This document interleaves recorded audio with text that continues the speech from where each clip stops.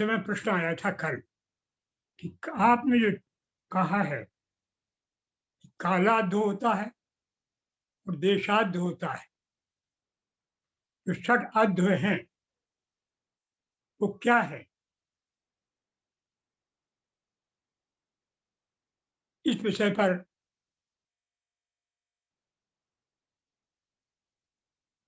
प्रश्न आया था आप लोगों को यहाँ।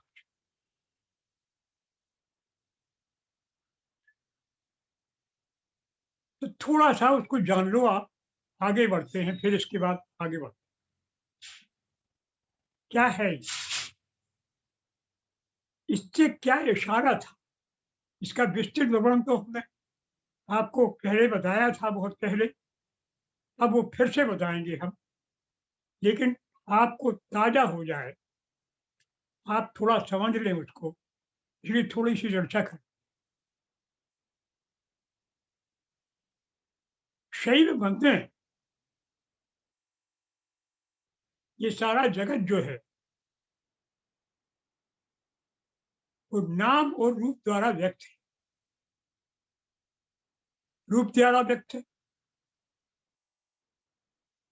विभिन्न प्रकार के रूप हैं और उनके अलग अलग नाम। देश और काल में ये अभिव्यक्त हुई है।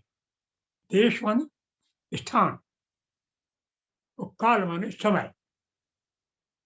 इन देश और काल में इसकी उत्पत्ति हुई है। किसकी? इस जगत की। तो इस जगत को समझने के लिए, अपने स्वरूप को जानने के लिए,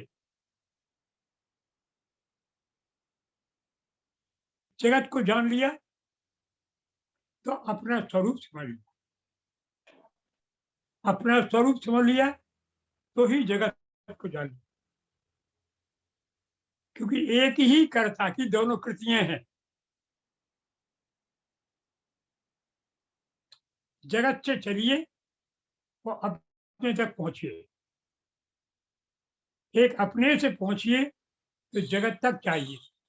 ये दो रास्ते पहले हैं। इनमें ये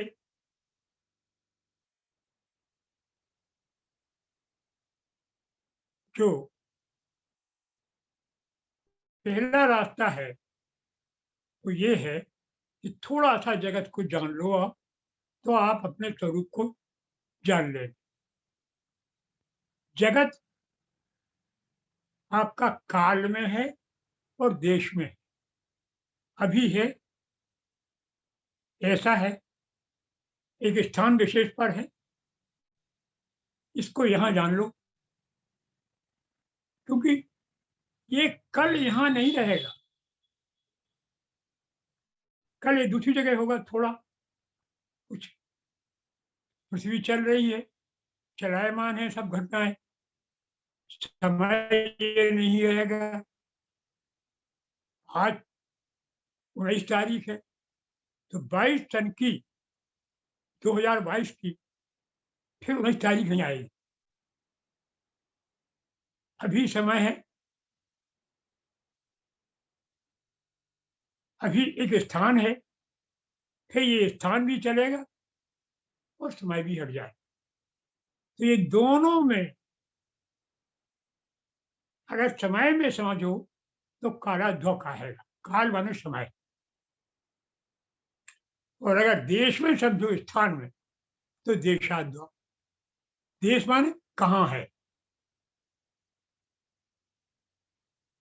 ये दो तरह के मार्ग,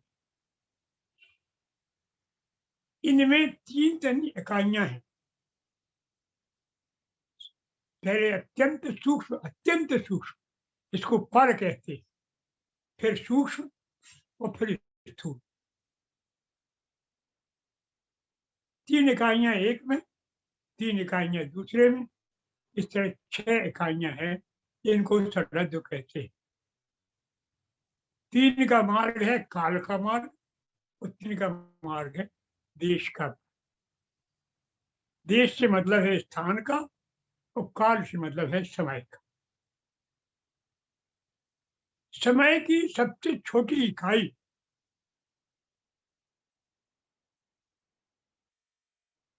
कैसे समझें? तो मूलतः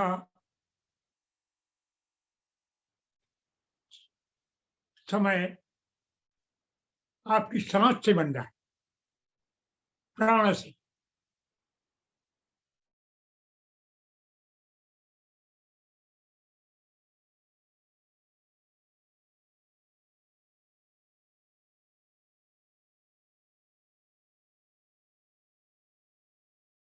अगर प्राण को अगर हम जान लें, तो समय को जान।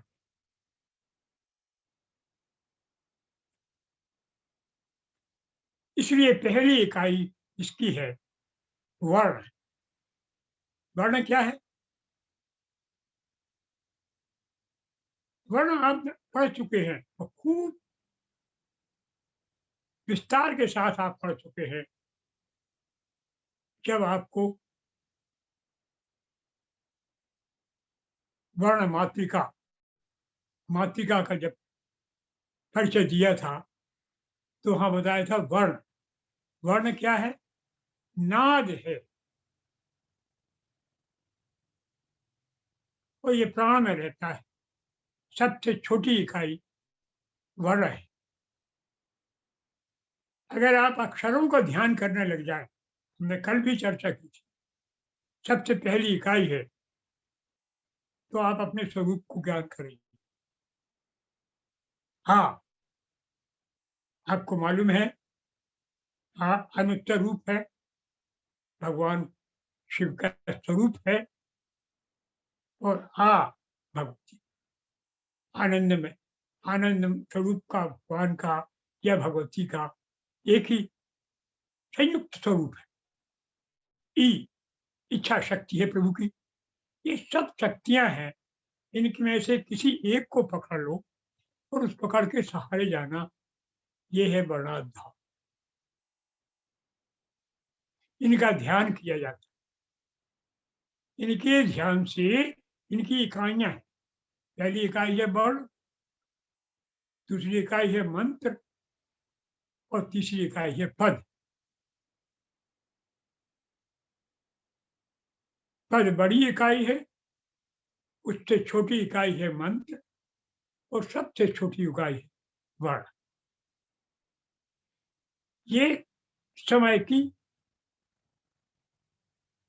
इकाइयां हैं। तो समय से पकड़ने से आप तत्व ज्ञान तक पहुंच सकते हैं।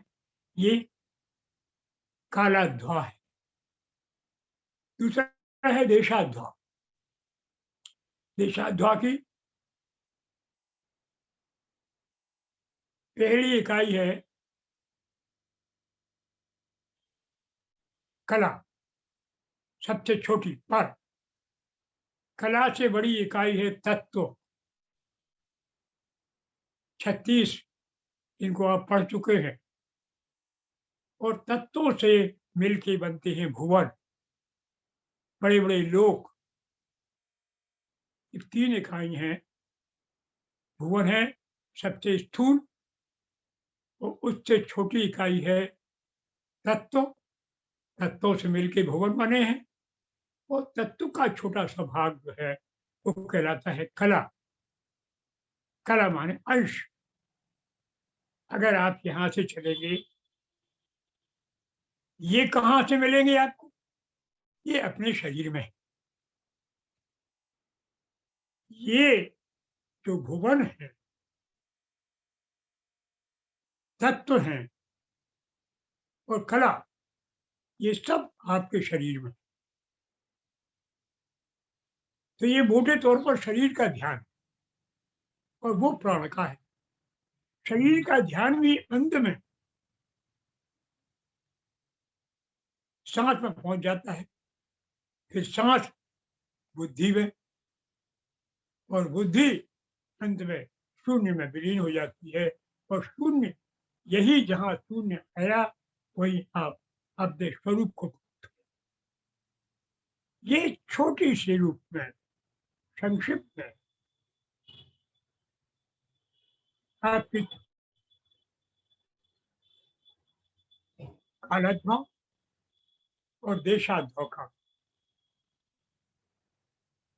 परिचय, इनके विषय में बाद में फिर कभी खूब चर्चा होगी।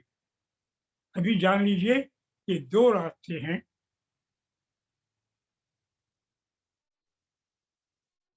योग के मार्ग हैं।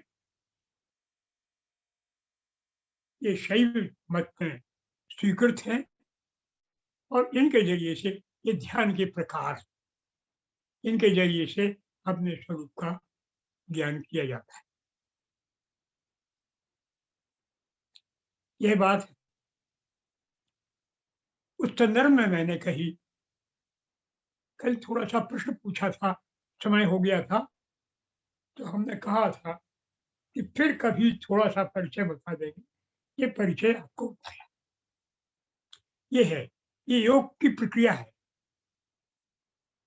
शैव दर्शन के योग की अपने स्वरूप को जानने की ये प्रक्रिया है, जो 6 तरह से चलती है। 2 मुख्य मार्ग है और हर एक के 3-3 भेद हैं, पर, सूक्ष्म और स्थूल। 2 मार्ग है, कालाध्वा और देशाध्वा। कालाध्वा के 3 भाग हैं। एक भाग है वर्ण, वर्ण से सूक्ष्म है मंत्र, जप करते हैं ना आप, तो मंत्र जप को ध्यान में जाना चाहिए, इसीलिए चर्चा की थी वो। मंत्र, जप और पद, पदों की व्याख्या बड़े मातृका में की जा चुकी है। इस तरह से कालाध्वा का संक्षिप्त परिचय आपको प्राप्त है। देशाध्वा का थोड़ा सा परिचय आपको है, कलाओं का थोड़ा सा परिचय आपको तत्वों का है, भुवनों का नहीं। थोड़ा सा बताया था आपको कि इस शरीर में अंगूठे में 118 पृथ्वी रहती है और उसको कभी-कभी आप जला सकते हैं। जब आपकी तबीयत हो, तो आप ध्यान करके उस अंगूठे को, वो कोई उसमें खतरा नहीं है, आपके शरीर को कुछ नहीं है, केवल थोड़ी गर्मी लगेगी। अच्छी बात है, आज के जाड़ा है, ठंडक है, थोड़ी भी तो ये छोटा परिचय हुआ। अब अपने विषय पर आए।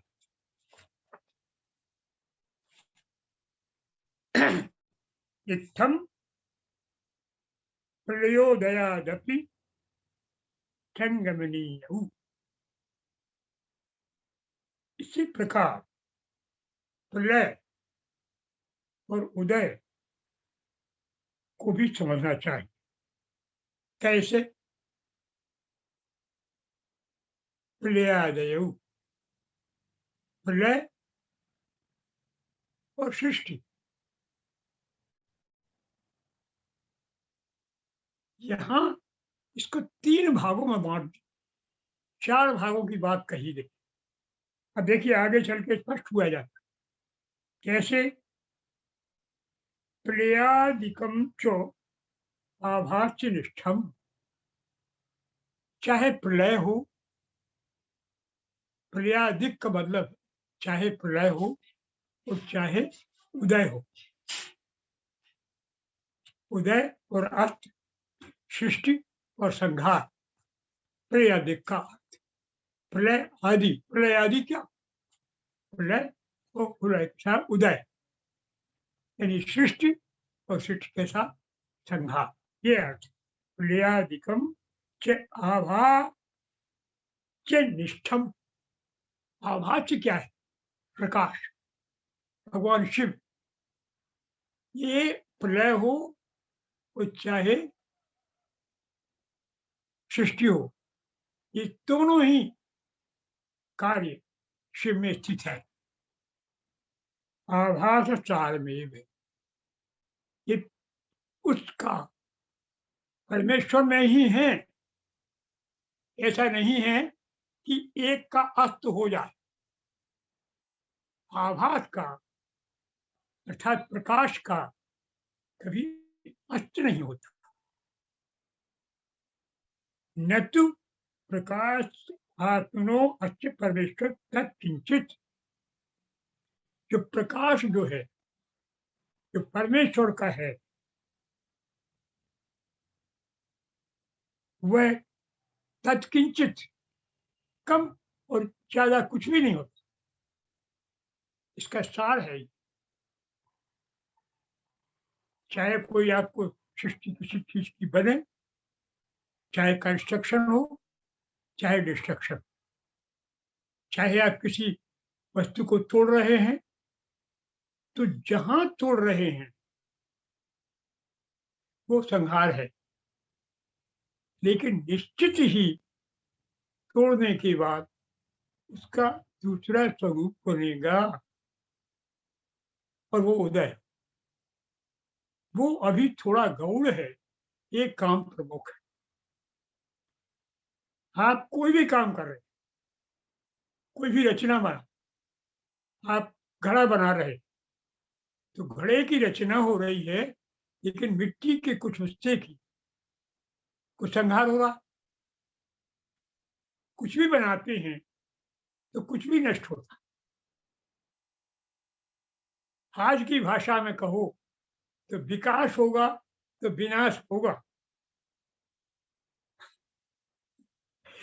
आज विकास की भाषा कही जाती है, तो विकास होगा तो विनाश होगा, और विनाश होगा तो विकास, क्योंकि दोनों एक साथ चलते हैं। कंस्ट्रक्शन करेंगे तो डिस्ट्रक्शन होगा। बिल्डिंग बन रही है तो अनेक चीजें नष्ट हो रही हैं और रूप परिवर्तन हो रहा। ईंटें फूट रही हैं, पहाड़ टूट रहे हैं, आपकी बिल्डिंग बन रही। तो यहाँ यही कहा है, इत्थम प्रलयादपि संगमिनियौ प्रलयादिकम चो आवाचि निष्ठम। ये सब प्रकाश में हो रहा है, शिवत्व कम नहीं हो रहा। यदि वक्षति, जैसा कहा गया है, आप पढ़ चुके हैं, अब उसको देखिए। अवस्था युगलम छात्र कार्यकर्तृत्व शब्दितम कार्यता अक्षरणी छात्रो कर्तृत्व पुनः अक्षयम।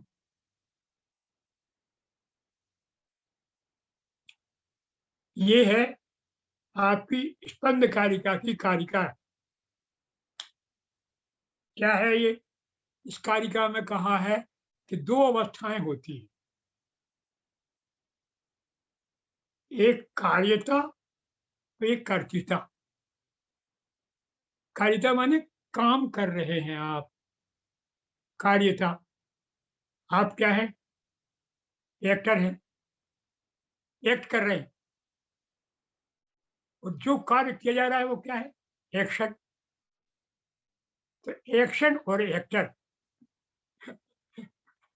आप कार्य और कार्य का कर्ता।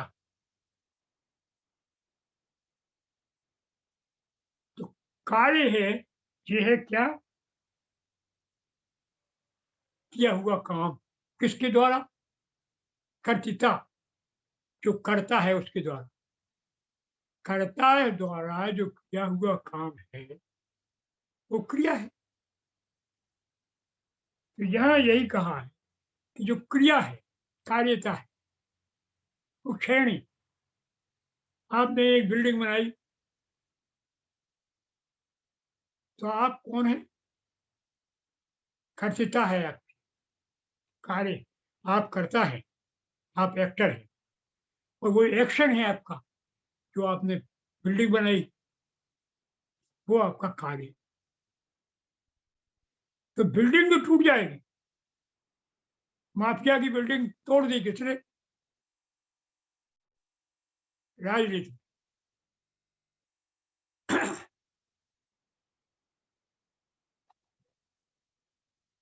एक कार्य हुआ, तो दूसरा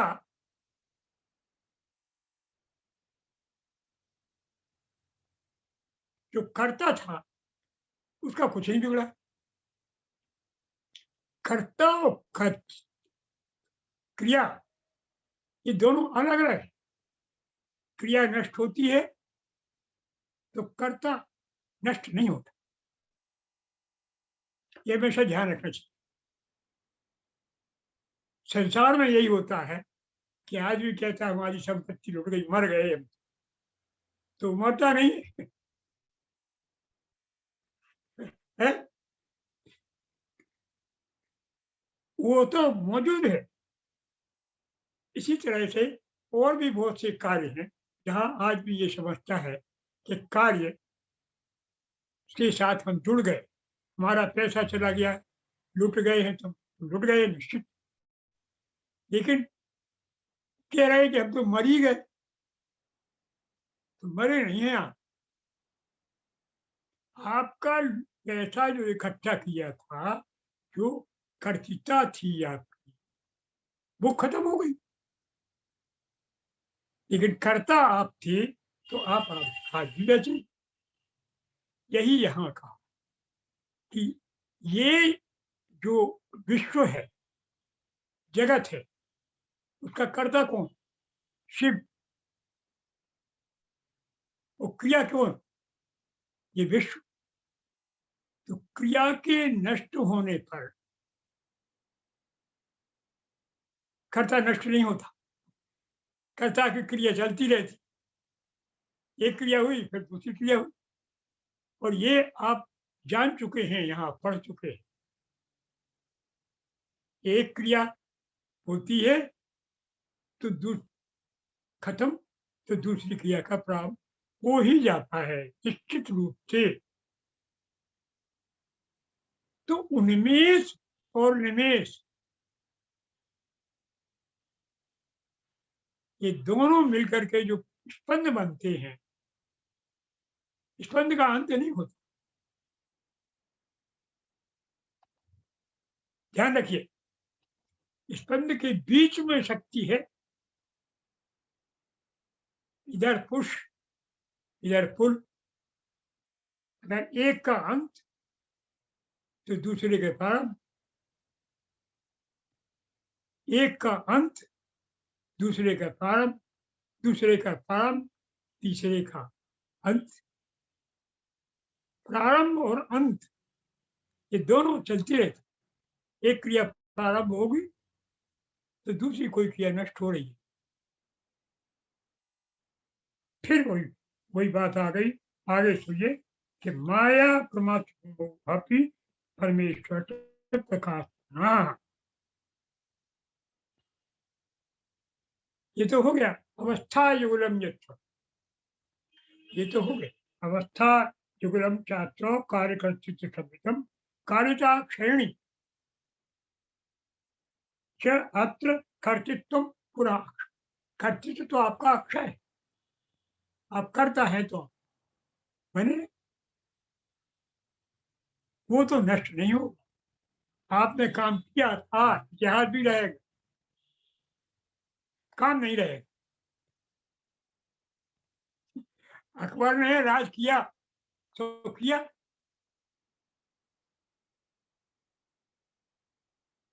राज चला गया, लेकिन राज किया ये तो रह गया।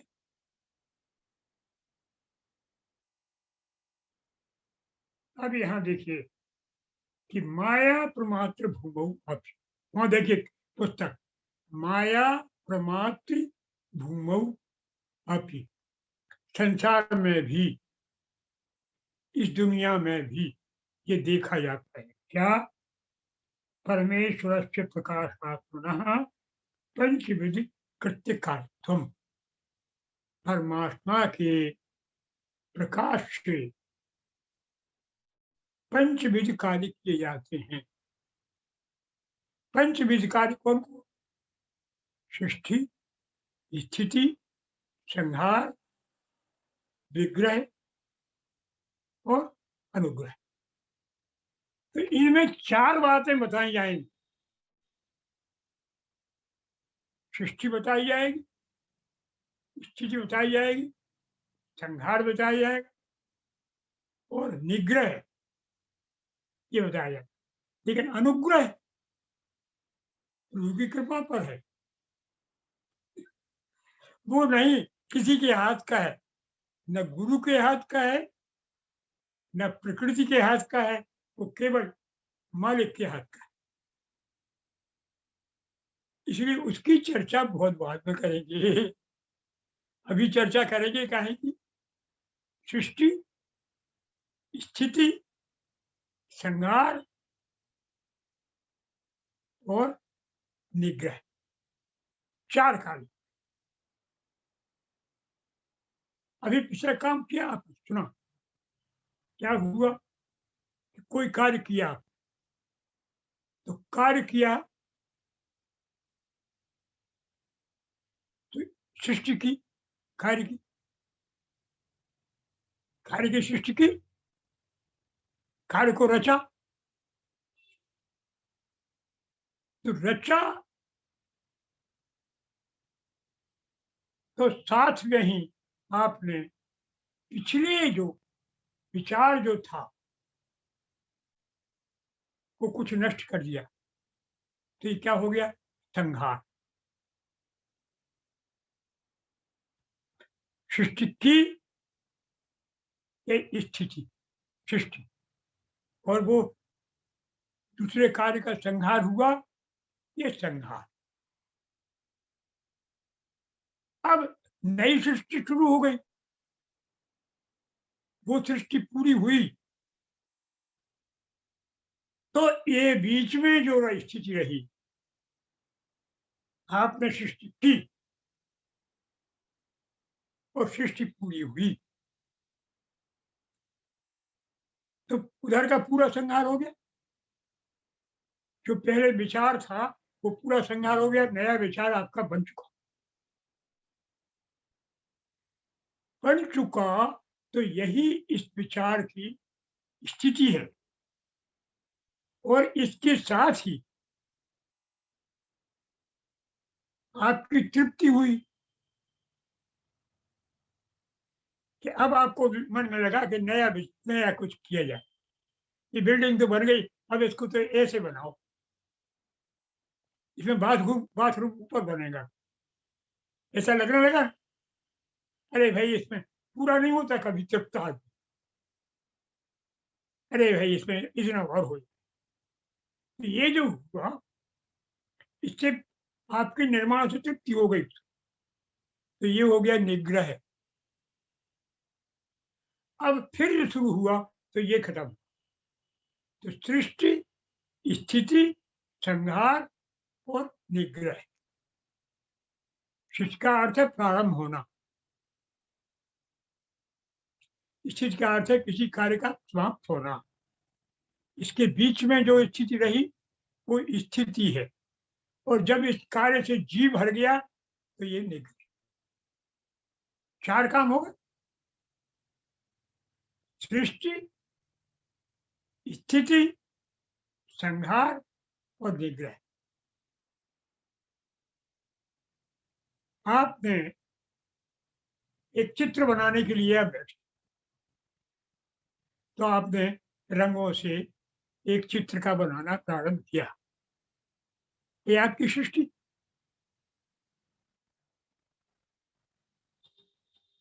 इसके साथ ही जब पूरा हो गया ये चित्र का निर्माण, तो आपके मन में ये विचार आ गया कि ये चित्र अब दूसरा बनाया जाए, इससे तृप्ति हुई आपको। जब तृप्ति हुई तो ये निग्रह। अब इसके साथ ही नया विचार शुरू हो गया, तो उदय हो गया और वो इसका संहार। तो सृष्टि, स्थिति, संहार, निग्रह, 4 कार्य हो गए। आपने भोजन करने की इच्छा की, तो इसके पहले आप जो बैठे थे वो विचार संहार हो गया। तो आप शुरू कर ले लगे भोजन, थाली पस गई। वो थाली करने पसने के बाद जब आप समाप्त हुई स्थिति, तो इसके साथ ही एक कार्य संहार हो गया। और जो तृप्ति हुई आपकी कि अब भोजन नहीं करना, आप 2 लड्डू आप श्रीमती जी ने कहा कि 1 लड्डू और ले लो, या गर्म रसगुल्ले की चाशनी दे दी। उन्होंने कहा कि ये गर्म रसगुल्ले की चाशनी है। तो आपने कहा नहीं अब नहीं लेगा। तो ये हुआ निग्रह। तो 4 काम एक साथ, संहार हुआ पहले का, सृष्टि हुई इसलिए आपने भोजन किया, समाप्त हुआ तो आपका तृप्ति हुई तो निग्रह। तो सृष्टि, स्थिति, संहार और निग्रह, 4 काम। एवं भूतस्य इति पंचविधिकृतार्थम स्थितिमेव।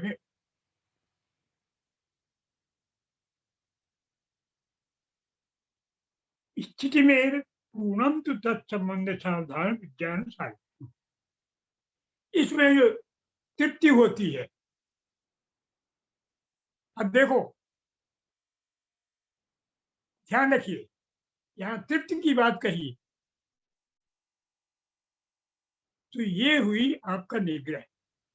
लेकिन जो अभी पूर्ण स्थिति नहीं है, पूर्णम तो तत्संबंध सावधान विज्ञान सारी संचितम, इसको पूरा कौन जानता है?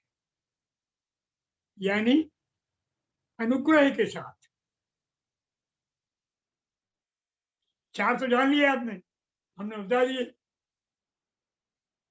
पूर्णम तो, लेकिन पूरा तत्संबंध सावधान, वो जो इसकी योगी है, परम योगी जो सावधान है, वो सावधान है, विज्ञानशाली जो विवेचन करने वाला है, ज्ञानी है, संचेत्यम, उसी की चेतना में आता, वही जानता है अनुग्रह। अनुग्रह का ज्ञान जिसको हो गया वो तो वही हो गया। तो परम योगी ही उसको जानता है जो सतत जागरूक है, विज्ञान वाला है, ज्ञानी है और जो सावधान। इसी प्रकार एवं भूतस्य भगवतो नील प्रकाशादि काले नीलाभाषे देश काल सन्निभे सृष्टा।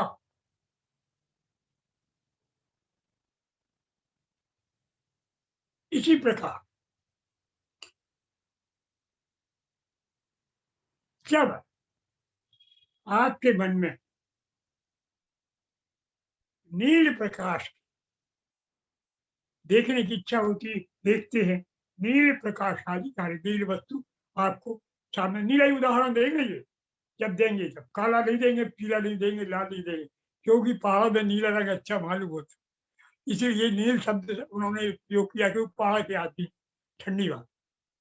तो भगवतः नील प्रकाश आदि काले नीलाभाष, जब आपको नील वस्तु सामने आई, दिखी, तो देश काल सन्निधि, काल दिखी, गौर करिए पंडित जी, यहाँ फरमाइए, देश और काल में दिखी। अभी पहले चर्चा कर चुके हैं कि एक स्थान में दिखी और एक समय में दिखी, सृष्टिता और आकार में दिखी। 3 चीजें हुई, देश, काल और आकार, स्पेस, टाइम एंड फॉर, जगह, समय और किस प्रकार का उसका रूप। ये वस्तु पूरा स्पष्ट हो गई, वस्तु कहाँ है, किस समय है और उसकी आकार सृष्टि कैसी है। ये आपके सामने आए। सृष्टिता, यही सृष्टि है। वो बात वही दोहरा रहा, पिछली बात है ही स्पष्ट की जा रही। ये सृष्टि है। देश कालान देश काल कालांतर सन्निविष्टंकायाम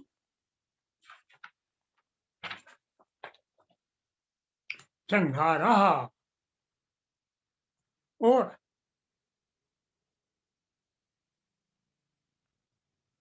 यहाँ पर